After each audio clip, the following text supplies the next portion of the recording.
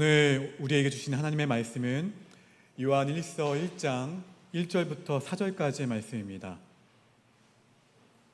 요한 1서 1장 1절부터 4절까지의 말씀입니다. 이 말씀을 한 절씩 교독하겠습니다.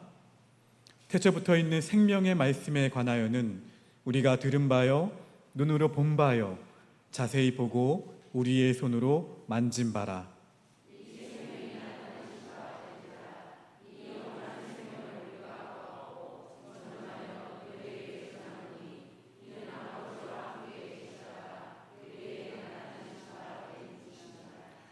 우리가 보고 들은 바를 너희에게도 전함은 너희로 우리와 사귐이 있게 하려 함이니 우리의 사귐은 아버지와 그의 아들 예수 그리스도와 더불어 누림이라.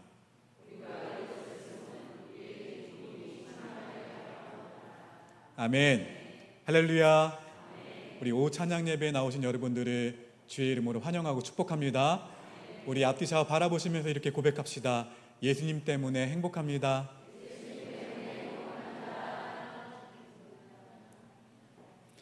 우리 찬양팀이 마지막에 불렀던 찬양 있죠? 주여, 잠깐만요. 제목이 뭐였죠? 네, 다 잘 아시죠? 저보다 다 잘 부르실 수 있죠? 왜냐하면 제가 이 찬양이 왜 설교 서두에 갑자기 이 말씀을 드리냐면, 예전에 선교를 나갔을 때 선교팀을 직항으로 할 수가 없어서 경유를 했던 곳이 말레이시아였습니다. 그래서 말레이시아를 경유했을 때 거기에 있는 현지에 있는 선교사님 댁에서 묵었었어요. 잠깐 묵었다가 다시 선교지로 떠났고 돌아올 때도 마찬가지로 말레이시아 경유해서 왔는데 제 계획이 하나도 없었던 거였어요. 당연히 쉬었다가 한국으로 돌아온 줄 알았는데 웬걸요? 예배를 드려야 된다는 거예요. 보니까 날짜가 그런 날짜인 거예요. 그래서 저는 말씀을 준비하지 못했었고 설교 마무리 그 선교 여행의 마지막이었으니까요. 그리고 특송을 해야 되는데 선교팀이 가정에서 그 선교사님이 가정에서 특송을 해야 되는데 고민하다가 골랐던 찬양이 이 찬양이었어요. 그런데 더 놀라운 사실은 그래서 제가 이 찬양을 선교팀 다 부르긴 좀 그렇고 그 어느 형제한테 너가 한번 불러봐라. 너가 이동하는 차 안에서 선교사님 집으로 이동하는 차 안에서 그 청년은 그 찬양을 준비하고 저는 빨리 말씀을 준비했죠. 말씀을 준비하고 그날 딱 그 선교사님 집에 가가지고 예배를 드리는데 놀라운 일이 있었어요. 선교사님 뇌가 펑펑 우는 거예요. 저 설교 때문에 운 게 아니라 특송 때문에 울더라고요. 특송 때문에 울고 설교 때문에 설교의 주제가 첫사랑이었거든요. 첫사랑이었는데 첫사랑을 회복하라 였는데 뭐라고 나중에 예배가 다 끝난 다음에 고백을 하시냐면 목사님 아시는지 모르겠지만 이 찬양의 작사와 작곡을 하신 분이 저희 집에 와서 저랑 너무나 잘 알고 있는 분인데 이 찬양이 지어졌던 장소가 여기입니다. 네. 제가 많이 힘들었는데 그 찬양을 불러주시네요. 그리고는 제가 좀 주저앉아 있을 때 목사님 통해서 첫사랑을 회복하라고도 말씀하시네요. 라고 고백을 하더라고요. 그래서 저희 팀은 더 놀랐어요. 그래서 저도 놀랐고요. 하나님에게는 우연이란 있을까요? 없을까요? 없어요. 그 예배가 준비된 예배가 아니었어요.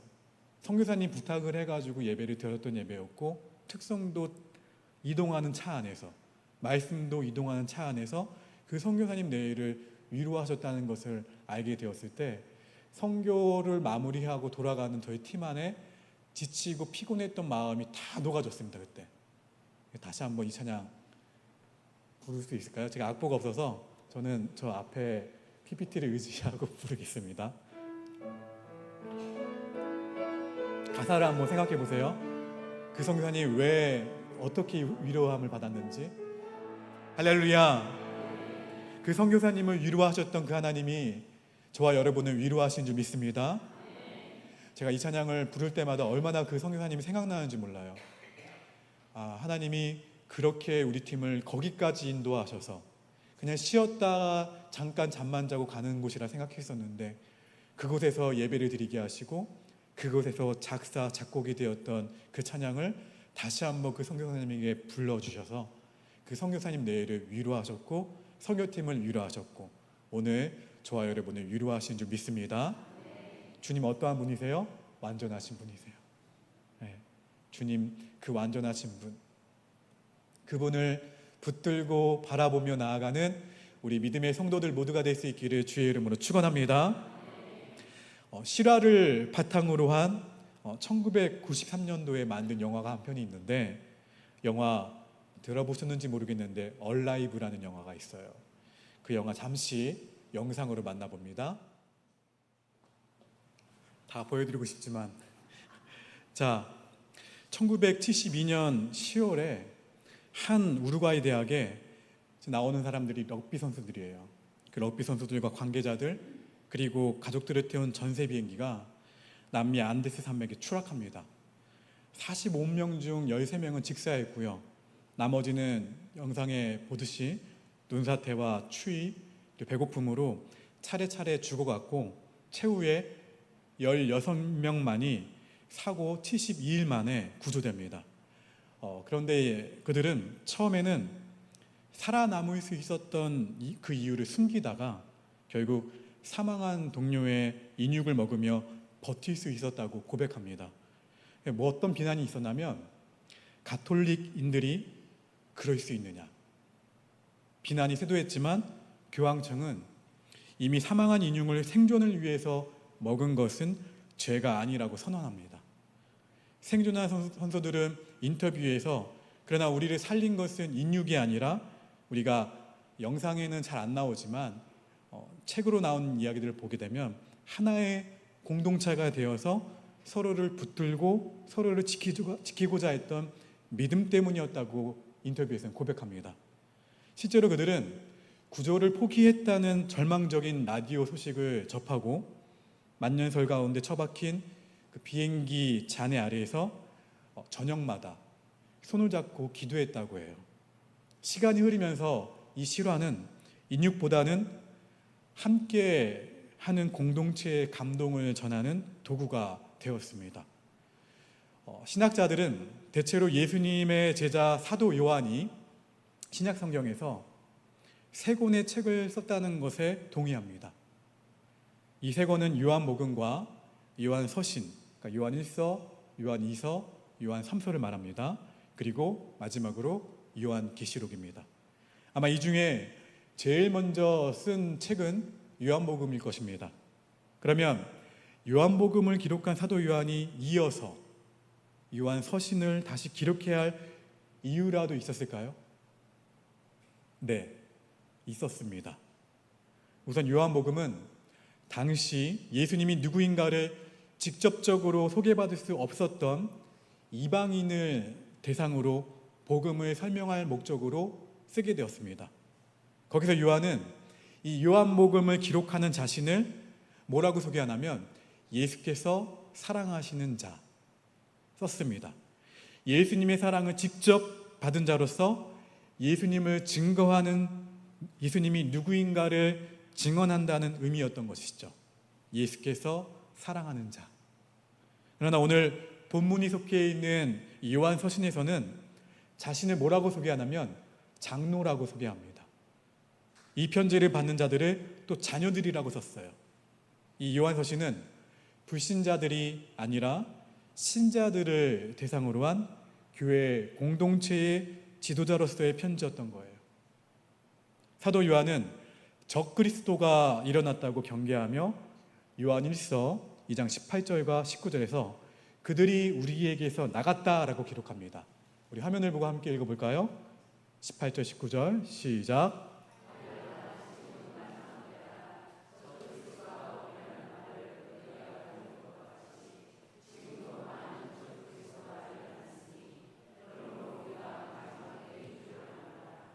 그들이 우리에게서 나갔으나 우리에게 속하지 아니하였나니 만일 우리에게 속하였더라면 우리와 함께 거하였으려니와 그들이 나간 것은 다 우리에게 속하지 아니함을 나타내려 함이니라. 아멘. 이 요한서신은 이단의 교회 흔들기에 맞서서 교회 공동체를 지키려는 의도로 기록된 말씀입니다. 교회의 공동체의 존재 이유는 복음이었고, 따라서 복음의 의미가 확인되는 것이 무엇보다 중요하다고 판단한 이 사도 요한은 오늘을 사는 성도인 우리에게 이 요한서신을 통해서 묻고 있는 거예요. 우리 옥복교회 공동체가 지켜야 할 복음은 무엇이냐고 묻고 있습니다. 이미 교회 공동체에 속한 우리 옥복교회 성도들에게 복음의 의미는 무엇일까요? 복음, 따라합시다. 복음은 생명의 말씀을 경험하는 삶 자체이다. 우리 본문 1절 말씀을 읽어볼까요? 시작. 태초부터 있는 생명의 말씀에 관하여는 우리가 들은 바요 눈으로 본 바요 자세히 보고 우리의 손으로 만진 바라. 자, 이 첫 구절을 읽자마자 떠오르는 말씀이 혹시 계신가요? 아마 나왔네요. 이미 물어보려고 했는데. 자, 요한복음 1장 1절입니다. 우리 읽어볼까요? 시작. 태초에 말씀이 계시니라. 이 유사성으로 미루어 보아도 요한복음의 저자와 요한서신의 저자가 동일하다는 것을 우리가 추측할 수가 있습니다. 또 사도 요한은 요한복음 1장 14절에서 이렇게 고백합니다. 시작. 말씀이 육신이 되어 우리 가운데 거하심에 우리가 그의 영광을 보니 아버지의 독생자의 영광이요 은혜와 진리가 충만하더라. 아멘. 말씀은 곧 육신이 되어 우리 가운데 찾아오신 예수 그리스도라고 선언합니다. 그런데 이 요한서신 서두 1장 3절 말씀에서도 이 말씀이 바로 예수 그리스도이심을 밝히고 있어요. 이것은 동일한 사건의 단순한 반복적 증언이 아니에요. 요한복음은 태초에 계신 그 예수님의 역사적 존재와 성육신의 사실을 전한 거예요. 그리고 요한서신은 예수님을 믿는 성도들이 우리는 이제 예수님을 알게 되었을 뿐만 아니라 직접적으로 경험하게 되었다는 것을 증거한다는 것이죠. 우리 본문 1절에서 우리가 예수님을 들었고 그리고 보았고 그리고 만졌다고 하지 않았나요? 우리가? 물론 이 말씀을 기록한 사도 요한은 예수님의 제자로서 직접 예수님의 말씀을 들었어요. 그리고 직접 예수님을 목전에서 뵐 수 있었고 직접 예수님의 손을 만질 수 있었습니다. 그러나 이 말씀은 그런 역사적 만남의 증언에서 그치지 않아요. 여기서 사도 요한은 예수님을 단지 말씀이라고 하지 않고 어떠한 말씀이라고 하고 있나요? 생명의 말씀. 우리 본문 2절에서는 읽어볼까요? 시작. 이 생명이 나타내신 바 된지라. 이 영원한 생명을 우리가 보았고 증언하여 너희에게 전하노니 이는 아버지와 함께 계시다가 우리에게 나타내신 바 된 이시니라. 아멘. 2절에서는 영원한 생명의 말씀이라고 고백합니다. 우리가 예수님을 믿는 순간 우리는 모두 영생을 얻습니다. 그때부터 우리는 그 영원하신 생명이신 예수님을 경험하기 시작하는 거예요. 요한복음 17장 3절입니다. 함께 읽겠습니다. 시작. 영생은 곧 유일하신 참 하나님과 그가 보내신 자 예수 그리스도를 아는 것이니이다. 자, 잠시 화면을 멈춰주세요. 여기서 안다는 것 무엇일까요? 예수님을 안다? 단순한 객관적인 정보를 취득하는 것을 의미하지 않아요. 히브리어나 헬라어에서 안다라는 단어는 모두 경험한다는 뜻이 있어요. 경험한다예요. 그냥 이 머리로만 안다는 것이 아니라 경험한다예요. 경험한다. 여기에서 영생은 곧 유일하신 참 하나님과 그가 보내신 자 예수 그리스도를 경험하는 것이다. 이거예요. 시편에 하나님을 맛보아 알지어다 라는 말이 있어요. 여러분, 하나님을 알고만 계신가요?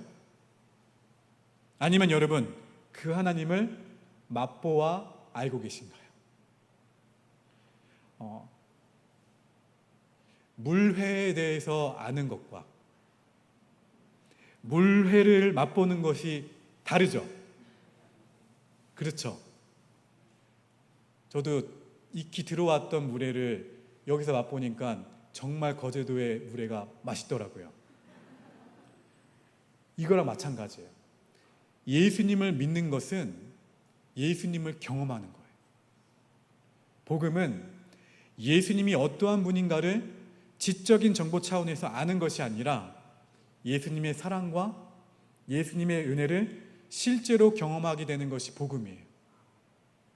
오늘날 다른 교회의 문제는 교회에 출입하면서 교인들이 예수님을 알게 되었는데 예수님을 실제로 경험하는 사람들이 많지 않다는 거예요.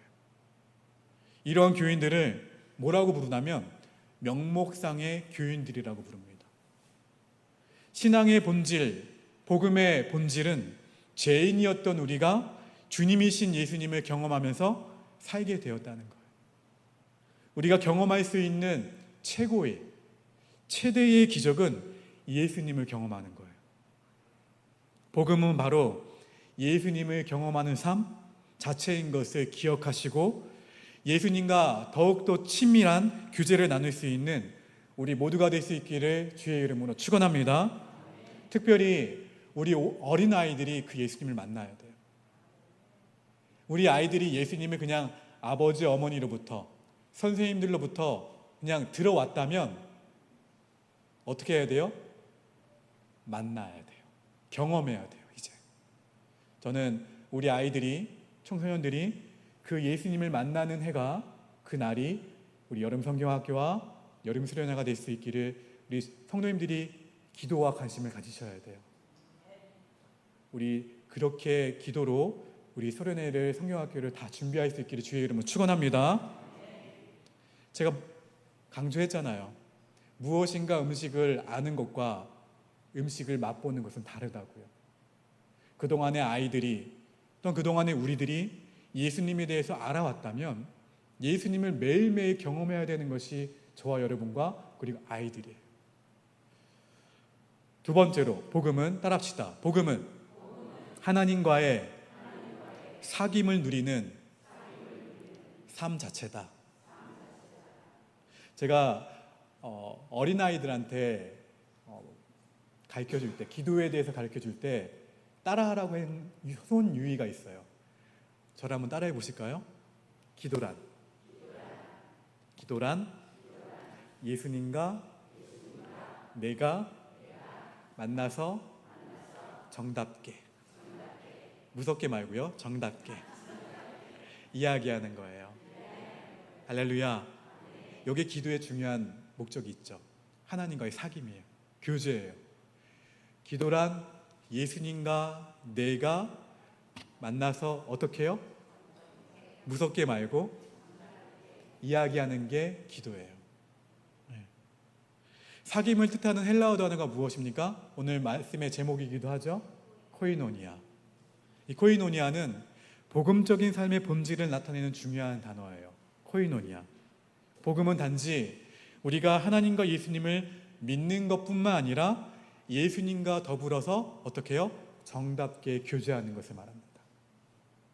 우리말 번역을 빌리면 코이노니아는 성령 안에서 교제를 누리는 거예요.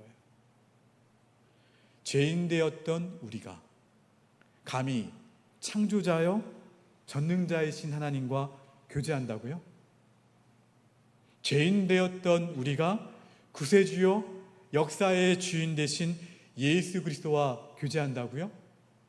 이 어마어마한 특권을 그 무엇에 비교할 수 있을까요?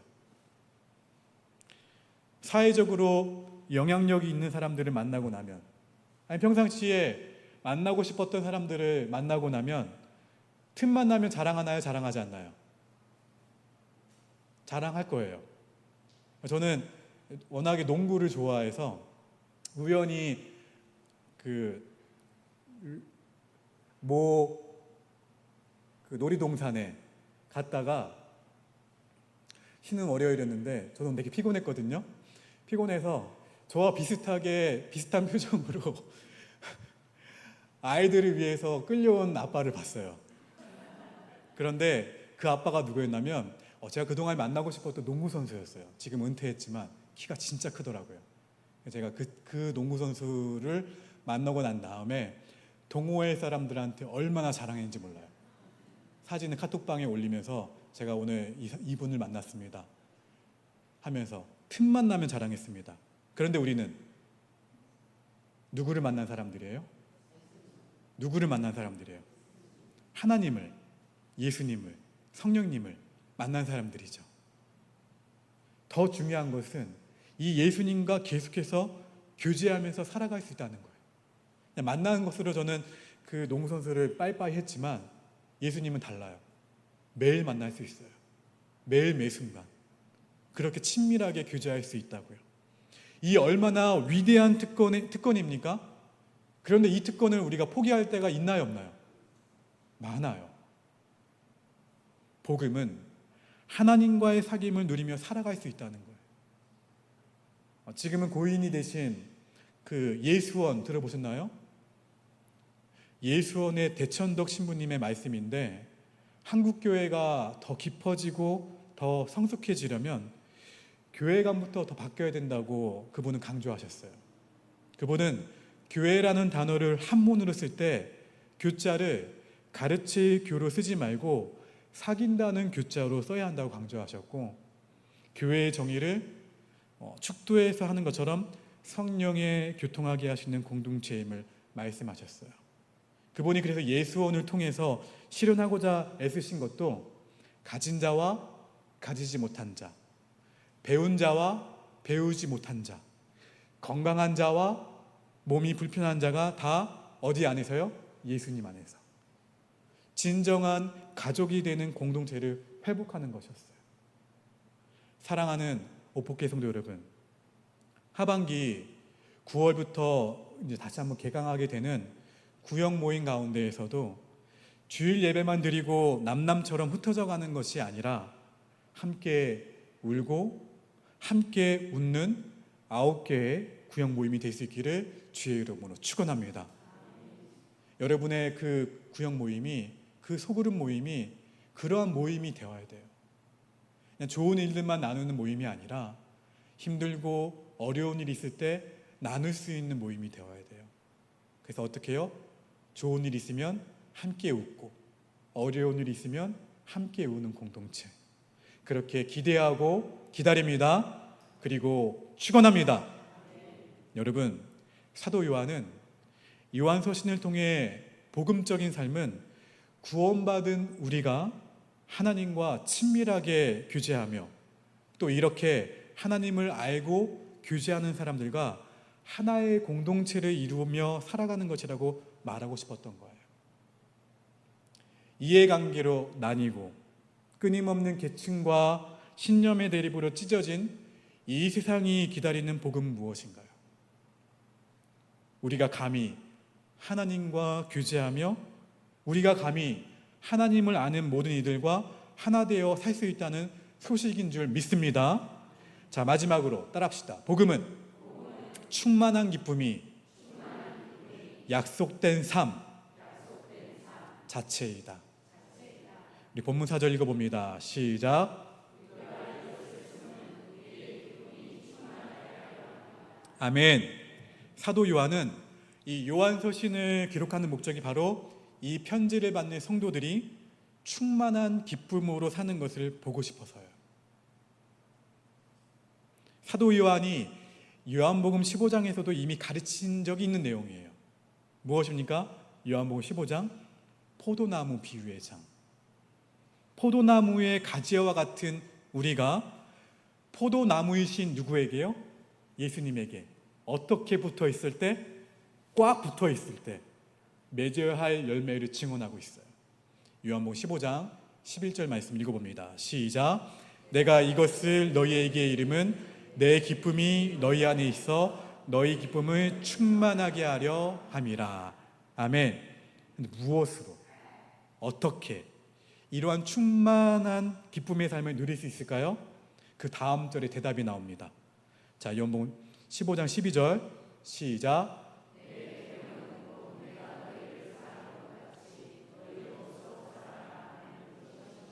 내 계명은 곧 내가 너희를 어떻게 한 것 같이 너희도 어떻게 하라. 이 교훈을 사도 요한은 요한서신에서 더욱 강조하는 거예요. 사랑함으로 기뻐하는 삶을 말합니다. 요한일서 3장 14절 같이 읽어봅니다. 시작. 우리는 형제를 사랑함으로 사망에서 옮겨 생명으로 들어간 줄을 알거니와 사랑하지 아니하는 자는 사망에 머물러 있느니라. 우리가 생명을 가진 자, 영생을 가진 자라는 증거가 있어요. 그 증거는 무엇입니까? 형제 자매 사랑으로 증명이 돼요. 본문의 기쁨은 모든 상황이 좋아서 느끼는 피상적인 그 삶의 기쁨이 아니라 삶은 여전히 무겁고 삶은 여전히 힘들지만 사랑의 주님이 내 안에 계셔서 누구 때문에 행복한 거예요?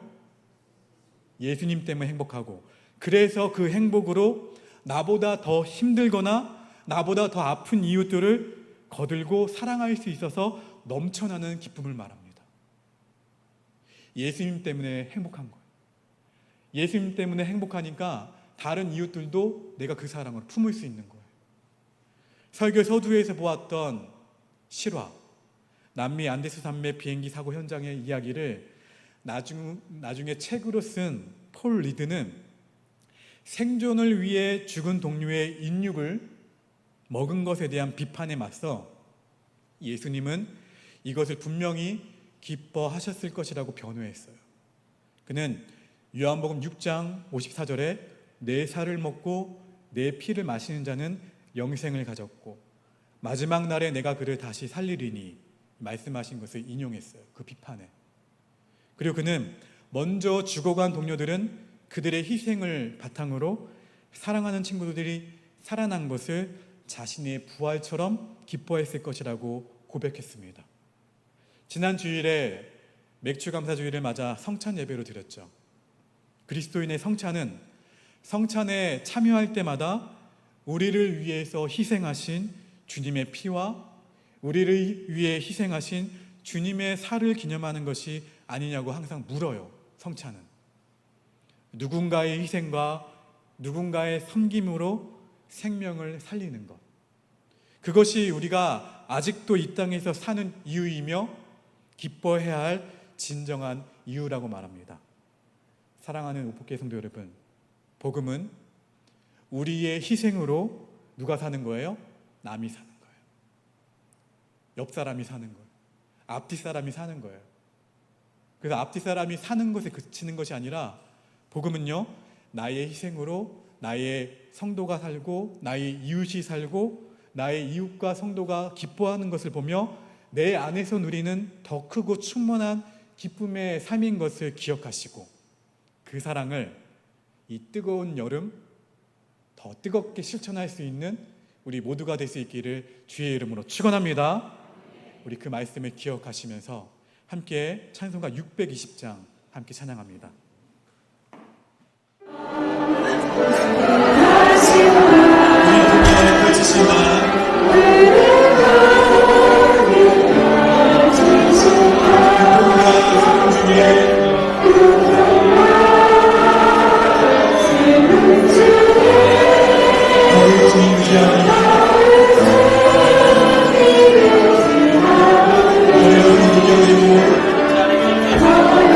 아니시라는 거예요.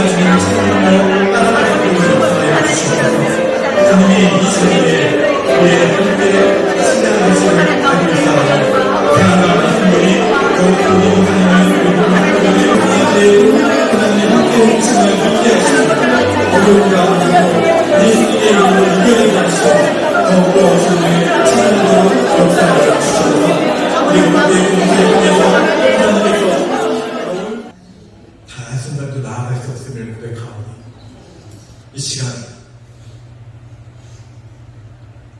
사랑받는 우리 오복회 성도들의 삶 가운데 함께 하셔서 고통과 슬픔들 가운데서도 주님을 의지하게 하여 주시옵소서. 그 사랑과 말씀들이 우리를 든든하게 세운 줄 믿사오니 때로는 넘어져도 완전하신 주님을 믿으며 최후 승리를 믿을 수 있는 오복회 성도들 모두가 될 수 있도록 인도하여 주시옵소서.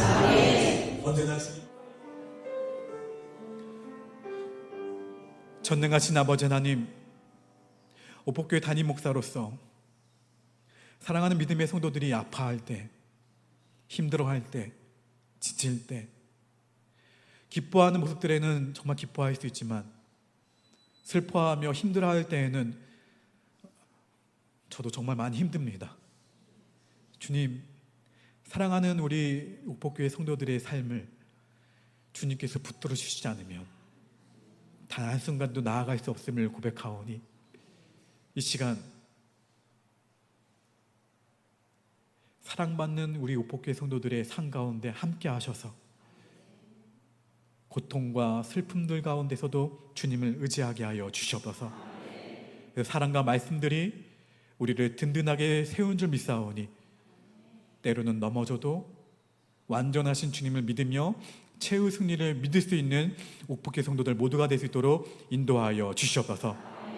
언제나 주님만을 찬양하며 따라가게 하시사 어려움을 이겨내고 더욱더 주님을 찬양할 수 있는 우리 모두가 될 수 있도록 인도하여 주시옵소서.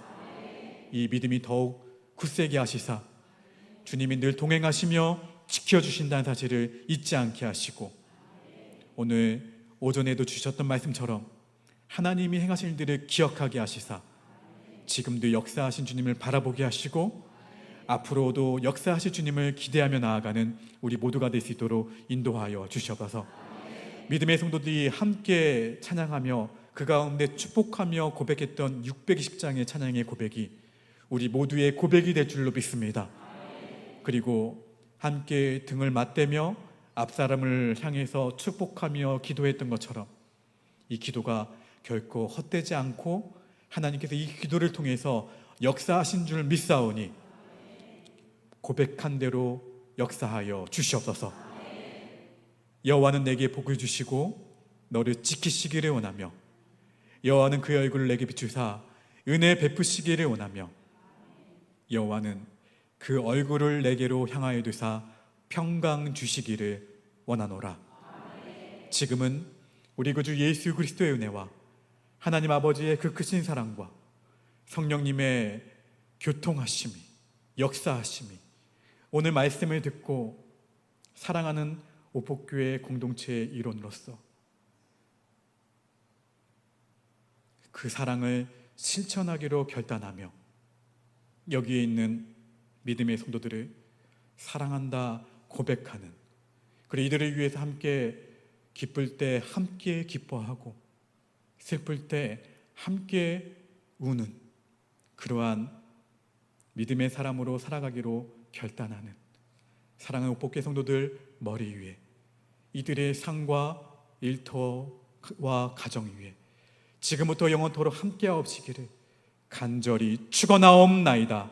아멘.